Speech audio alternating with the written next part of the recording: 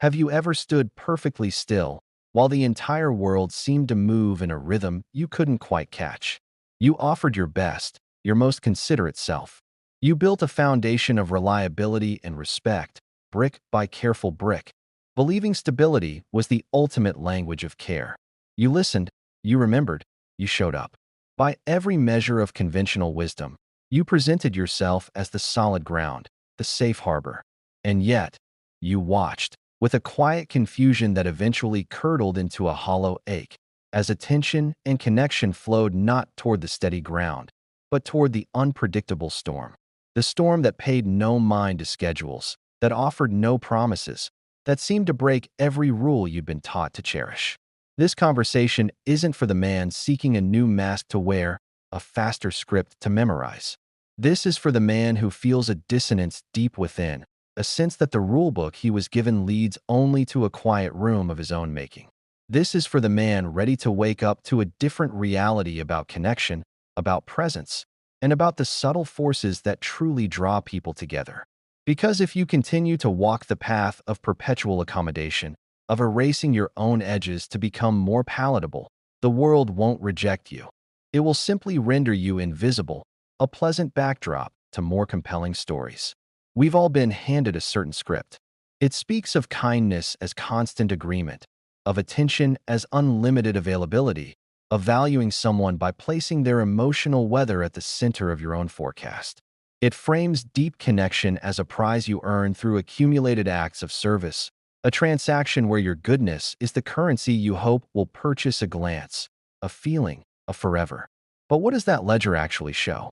Often, it shows a debt of your own energy, a collection of polite thank yous that don't translate into the spark you crave, and the profound loneliness of being the understood one who is never truly desired. I want you to hear this clearly. This isn't a reflection of your worth. This is a mismatch of languages. You were taught to speak the language of logic, of fairness, of overt action. But the initial, magnetic pull that draws people together operates on a different frequency altogether, a frequency of emotion, of energy, of perceived substance. You were not set up to fail. You were simply given the wrong map for the territory you're trying to navigate. Today, we are going to redraw that map from scratch. We're going to look at principles of human dynamics that are timeless, not because they're manipulative, but because they're rooted in psychology and the subtle ways we assess value and character. This isn't about learning to play a character. This is about the opposite, shedding the performance of the perfect candidate and uncovering the grounded, authentic presence that is far more compelling. This is internal work. It requires looking at the parts of yourself you've been told to quiet, your boundaries, your unpredictability, your own core desires, and understanding that these aren't flaws to be fixed, but sources of genuine strength. Before we build, we must see clearly. Let's paint that familiar picture. You're there, offering a quality of presence that is rare. You're attentive, you're emotionally intelligent, you're trustworthy. You are, by any rational standard, an exceptional find. And she recognizes it, in a way. She appreciates you. She might even call you her best friend. And then, she confides in you about the turbulence she feels for someone else. Someone whose attention is sporadic, whose life seems full of its own direction, someone who doesn't seem to be following any rulebook at all. And in that moment, a silent question screams inside you. Why does that work when my steady dedication seems to land as background music? You ask this because you're thinking in terms of fairness and effort. But attraction, that initial, powerful gravitational pull, doesn't operate on the principles of a courtroom. It operates on the principles of a mystery. It is drawn not to what is readily available and easily explained, but to what feels substantive, autonomous, and slightly unknowable. It responds to the perception of inner abundance, not outer sacrifice. Your unwavering kindness and constant presence, when offered too early and too freely, can unfortunately signal not your strength, but a lack of alternative investment in your own world. It can read, on a subconscious level, as if your energy has no other place to go. And we are instinctively drawn to those whose energy is directed inward toward a purpose, not outward in a search for validation. This isn't about women being cruel or calculating. It's about a fundamental human instinct, present in all of us, to seek out what feels rare and self-possessed. Think of it this way. We don't cherish air until we're struggling to breathe. When something or someone feels like a constant, guaranteed presence, the mind, tasked with conserving energy, begins to file it away as part of the environment, not an event. The storm, for all its chaos, is an event. It commands attention. Our work is not to become a storm, but to stop being taken for granted as the unchanging sky. I know this realization can carry a sting. That sting is important. It's the friction of truth against a long-held belief.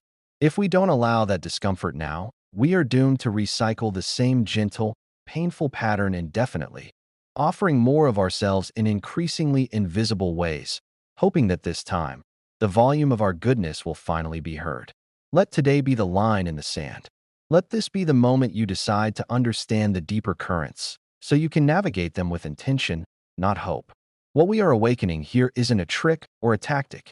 It's a part of you that may have been dormant, your own core sense of sovereignty. The part that knows your worth is not a variable dependent on someone else's recognition. I'm not here to give you a list of lines to make someone feel a certain way about you. I'm here to guide you toward a state of being that people naturally find magnetic, intriguing, and deeply attractive. It's about becoming a man of substance, whose presence is felt not because he's loud, but because he's solid. Centuries ago, philosophers of strategy and human nature understood a core principle. That perception is a powerful force. They knew that to be seen as dependable yet predictable could be a weakness, while to be perceived as grounded in your own purpose and principles was a profound strength. Translated to the realm of genuine connection. If you cannot control being someone's first choice, and you cannot, then focus relentlessly on being a man of such authentic substance that you become unforgettable. The one who didn't fit the neat categories. The one whose calm confidence left a lasting impression. The one she thinks of not because he pleased her, but because he intrigued her. This all begins with a simple, challenging admission. Being good, in the conventional, accommodating sense, is the baseline, not the climax. Being entirely predictable in your kindness, your reactions, your availability, is the fast track to being emotionally archived. Your genuine power doesn't lie in how much you can give away. It resides in how much you have built within yourself. It's in the depth you provoke through thoughtful conversation, the calm tension you create by being comfortable with silence, the intrigue you generate by having a rich, independent inner life that others can sense but not immediately decipher. Consider this. What is the single greatest extinguisher of intrigue and desire? It's predictability. When another person can perfectly anticipate your next move, your text after a date, your sympathetic response to a problem, your schedule that always has an open slot for them, their conscious mind, seeking novelty and challenge, begins to disengage. The spark needs oxygen, and predictability is a vacuum. Think of the last time someone truly surprised you in a positive way, defying your expectation in a manner that made you lean in, curious. That moment of positive uncertainty is the ecosystem where attraction grows. Our aim is not to manufacture unpredictability like a gimmick, but to become so authentically engaged with our own lives that we become naturally, genuinely unpredictable in the best way, because we are responding to our own internal compass, not an external script. This journey requires a commitment.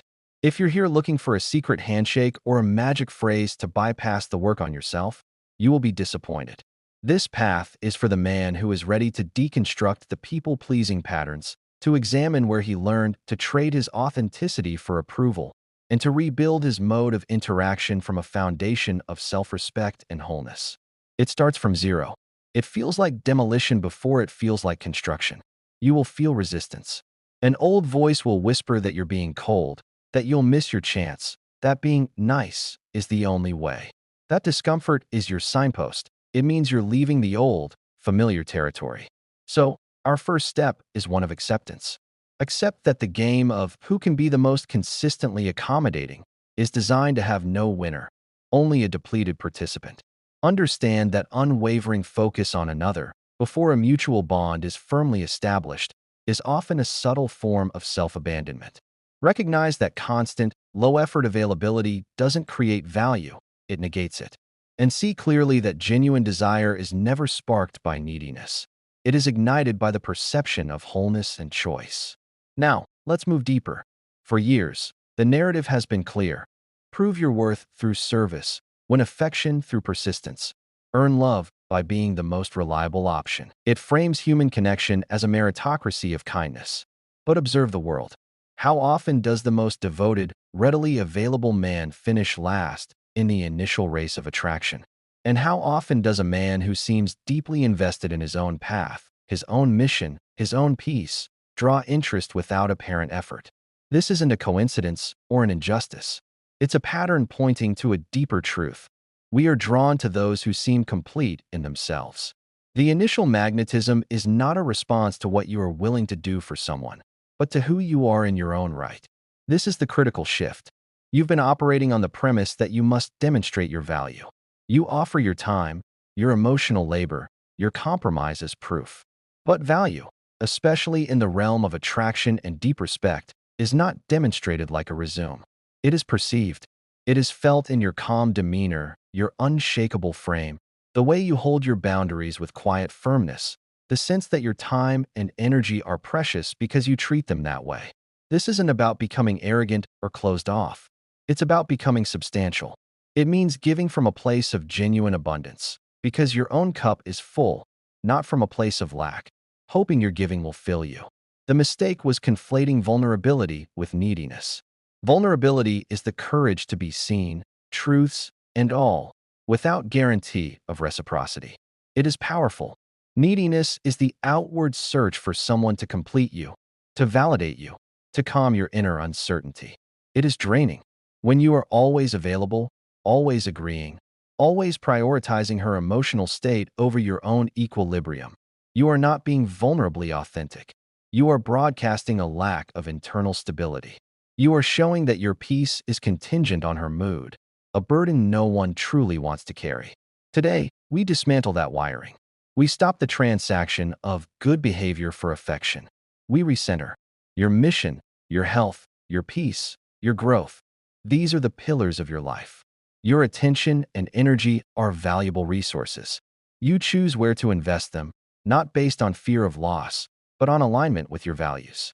Every time you feel that old anxiety, that urge to send a just checking in text to soothe your own nerves, pause, breathe, redirect that energy inward. What in your life needs your attention right now? Every time you consider altering your plans or silencing your opinion to avoid potential friction, check in. Is this a compassionate compromise or the erosion of a boundary? The goal is to reach a state where your presence is an invitation, not a plea. When a man is rooted in his own purpose and self-worth, he doesn't chase, he attracts. He doesn't convince, he simply is. His energy creates a frequency. Some people will resonate with it, many will not. And that is not rejection, it is natural alignment. You are not here to convince anyone of your worth. You are here to live in accordance with it so clearly that the right people recognize it instinctively. Love, in its healthy form, should never feel like a campaign where you are the salesman and your worth is the product. You should never feel you must bargain, discount, or perform. When someone senses your time and attention are an unlimited resource, they cannot value it highly. The right connection isn't with someone who wants you to diminish yourself to adore them. It's with someone who is drawn to the full, undiminished version of you, who meets your self-respect with their own. This is why the most radical thing you can do is to become your own primary source of validation. Validate your own feelings. Trust your own perceptions. Honor your own needs. When you no longer outsource your sense of okayness to the reactions of another, a magnetic calm settles over you. You stop attracting from a place of, I need you to make me feel complete, and you start interacting from a place of, I am complete, and I am open to sharing that wholeness. This is the bedrock of all healthy, powerful connection. The next time you're in the presence of someone you're interested in, quiet the mental noise about what to say next to impress them. Focus instead on a single task, staying deeply rooted in your own body and your own calm. Listen to understand, not just to reply. Speak your truth, not what you think they want to hear. The man who remains unshaken, who is comfortable in silence, who doesn't seek to fill every space with performative energy, projects a substance that is deeply felt. That substance is what is remembered. This brings us to the practical art of being memorable, which I call conscious authenticity. It's the decision to break free from the scripted, cloned interactions that fill everyday life. Most social exchanges are autopilot. How are you? What do you do? Nice weather. These are social lubricants, but they build no memorable connection. Conscious authenticity is about choosing, with good intent, to interact from a place of genuine curiosity and presence, thereby creating a moment that stands out from the noise. It's not about being weird or confrontational. It's about being observant and genuine. Instead of the standard, "you look nice," which is pleasant but forgettable, you might notice something specific and real. You have a really focused energy about you tonight, like you're solving a puzzle in your head. This engages her as a person, not an object of praise. It shows you're paying attention to more than the surface. It creates a small, positive rupture in the expected pattern, and in that rupture, real connection can begin to grow. Think of a social setting. Many people are engaged in transactional, score-keeping conversations. You can feel the noise.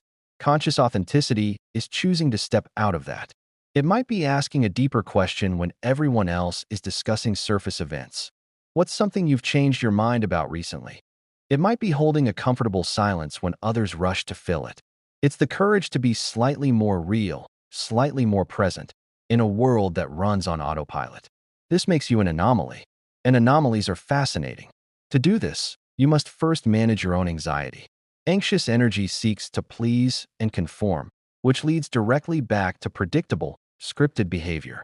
When you are centered in yourself, anchored in the belief that your authentic self is enough, you can access a natural creativity and presence. You're not trying to be different. You are different because you're being real. This applies to digital interaction as well. Instead of the "hey" or "how was your day" message, you might reference something she mentioned once in passing, or share a brief observation from your own world that invites thought, not just a reply. The ultimate expression of this work is what I call integrated presence. This is the destination. It's not something you do, it's what you become.